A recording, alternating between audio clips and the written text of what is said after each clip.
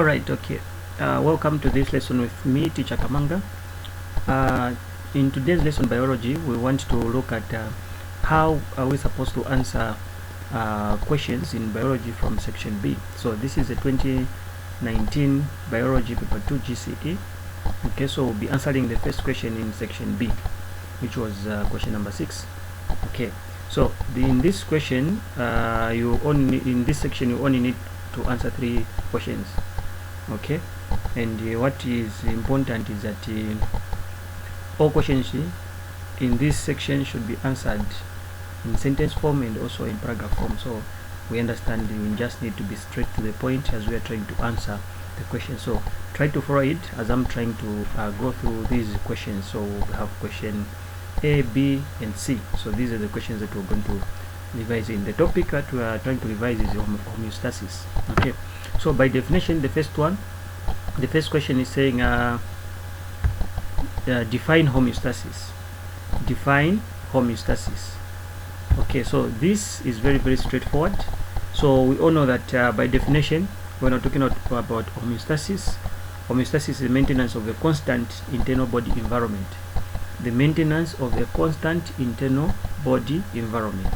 Now, what we need to understand is that there are a few things that are involved in homeostasis. Number one, there is the regulation of temperature, which we call thermoregulation. There is also the regulation of the amount of water, which we call osmoregulation. There is also the regulation of sugar levels. There is also another removal of toxic waste, which we call excretion. So basically, this is what is involved in homeostasis. So by definition, this question, as we are defining it, we can just say homeostasis is the maintenance of a constant internal body environment. It involves the regulation of water levels, which is called osmoregulation, the regulation of temperature, which is called thermoregulation, the regulation of sugar levels, and also the removal of toxic substances, which we call excretion. Alright, so I hope you get that one. That is how we are going to answer this question. Okay, then we come to the next one. Okay, so this one, like what I've said, the things that we just need to mention the maintenance of the internal body environment. It involves the regulation of water, it involves the regulation of temperature, it involves the regulation of sugar levels, and also the removal of toxic substances. Alright, we come to the next one. Okay, so the next one, which is this one. So we are saying briefly explain the law of the following organs in homeostasis. Briefly explain the law of the following organs in homeostasis. So we understand that we should relate, number one, this kidney to homeostasis. So the kidney should be related to homeostasis. Okay, then also the liver, how is it also related to homeostasis? So these are some of the things that we need to understand as we are trying to answer these questions. Okay, so how is the kidney related to homeostasis? What role does it play? Remember, we talked about the regulation of water levels in homeostasis. So this regulation of water levels is taken by the kidney. So what we need to understand is that the kidney, it is the one that regulates the amount of mineral salts, number one, and also it's the one that regulates water through the urinary system. Now what we need to understand is that mineral salts are regulated during the glomerular filtrates. You understand, some substances that are not needed in the body, they are filtered at the glomerulus. So we need to understand. So that filtration that takes place, all those substances that are collected at Bowman's capsule are referred to as the glomerular filtrates. So that is where they are most controlled. So now what normally happens is that that amount of salt that is regulated at glomerular filtrates, it passes through the proximal tubule. As it is passing through the proximal tubule, it is reabsorbed back in the blood system if it is needed, and also some of the salts are removed through urine. So we need to understand that by that doing, it will make sure that the salts in the body are maintained. Then also, when we're talking about water also, it is maintained by the kidney. We understand that the basic function of a kidney, there is an involvement of a nephron. So now what normally happens is that if in the blood system there is too much water, what will happen is that water will be removed from the body through urine. This is when now you're going to realize to say our urine is going to be more concentrated. But if the water in the body is very low, very minimal, what will happen is that we need that amount of water to remain in the body. So what will happen is that the pituitary gland, it is the one that detects the level of water. Now if the level of water has been detected, this means that the hormone is not released if the amount of water in the body is very low. So there is an hormone which we call the ADH. This ADH is the one that regulates, the one that triggers the release of the water, or the water not to be more reabsorbed, because it makes the surface area to be more porous so that water can be able to pass through. So if the pituitary gland has detected that the amount of water in the body, they are very low, the antidiuretic hormone is not going to be produced, meaning that the water that is in the body will still remain there. But if the amount of water in the body are high, what will happen is that the ADH will be released. So when the ADH has been produced, this one will trigger the removal of the water. So the ADH is also very, very important in this case, because it's the hormone that facilitates the regulation of water. So ADH means antidiuretic hormone, all right. So those are some of the things that we need to talk about as we're talking about the kidney. We talk about the regulation of salts, and also we talk about the regulation of water levels, which is osmoregulation.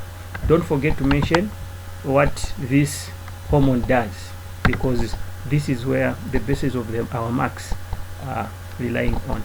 Okay, now let's come to the liver. The liver is also very, very important in this case, because also it plays a major role in excretion. So what normally happens is that this liver is the one that facilitates the regulation of sugar levels. So you're going to realize to say there are some instances in the body where we have excess sugar. So if we have excess sugar, what will happen is that the liver is the one that is going to convert the excess sugar to glycogen. Now when this has happened, this is going to reduce the amount of sugar levels in the bloodstream, meaning that the sugar levels would have been regulated.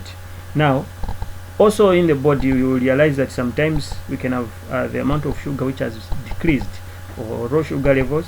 So what will happen as well, the glycogen is going to be converted into glucose, which also will result into the level of sugars to be regulated in this case. So what will happen is that if the glucose are low, the glycogen will be converted back into the active sugar that must be utilized by the body. So by so doing, there are a lot of metabolic processes that take place in the liver. So now it also enables a lot of heat to be released by the liver, or the liver is the one that will be able to produce and also distribute a lot of heat because of those metabolic reactions. So as we are trying to explain the function or the law of the liver in homeostasis, we talk about the converting of excess glucose into glycogen, which is the storage form of glucose, and also we talk about the glycogen being converted back to glucose, which is a useful form of glucose in the body. So those are the many important things that we need to talk about. Okay, so the hormones that are involved, we have the isolates of Langerhans, and also we have the insulin. So those are the hormones that are involved in that conversion of the glycogen and also the glucose. So those are the major points that we need to mention as we are trying to explain the law of the liver in homeostasis. Okay, I hope that one is very clear. Okay, then we come to the describe, which is the C part. Okay, so the C part is saying describe when and how the skin reduces heat loss from the body. Describe when and how the skin reduces heat loss from the body. Okay, so this one again is very interesting, because the way the skin has been made, it is made in such a way that it is going to regulate the body temperature. So what normally happens is that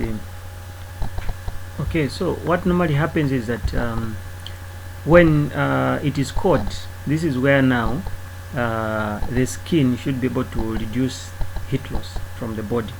So now how does this happen? Now this one usually takes place because of what we call the contraction of the erector muscles. So you're going to realize that on the surface of the skin we have what we call the erector muscles. When these erector muscles have been contracted, what will happen is that they are going to make the hair follicles to make the hairs to stand erect. So when these hair are standing erect, what will happen is that the air will form what we call an insulation. They will be trapping the air that is passing and forming an insulation, which is not going to allow heat to be lost from the body. The other thing that normally happens is that we have what we call the vasoconstriction. Now this vasoconstriction involves the narrowing of the skin arterioles. So most what happens is that instead of the blood vessels lying on the surface of the skin, they are going to go away from the surface of the skin. This in turn, it is going to reduce the amount of blood that will be passing among the surface of the skin. Now when blood has been reduced, this will also reduce the amount of heat loss that can be lost if blood was to pass through near the surface of the skin. There is also another thing that happens, which we call the shunt vessels. Also they are going to be open. Now when these shunt vessels are going to be open, what normally happens is that it reduces the amount of blood that passes the superficial vessels. Now we need to understand to say these superficial vessels are near the skin surface. So as in the case of these shunt vessels to be opened, the amount of blood that is going to pass through the surface of the skin is going to be reduced. And we know for sure to say if blood is passing through the surface of the skin, there is that heat loss which is going to be incurred. So this also is going to reduce the amount of heat which is going to be lost by the skin. There is also the sweaty glands. So the sweaty glands also, they reduce their activity. Their activeness also reduces. Instead of us producing sweat when it is cold, we do not produce sweat because we want to utilize and also maintain those heat that we have in our body should be kept in the body.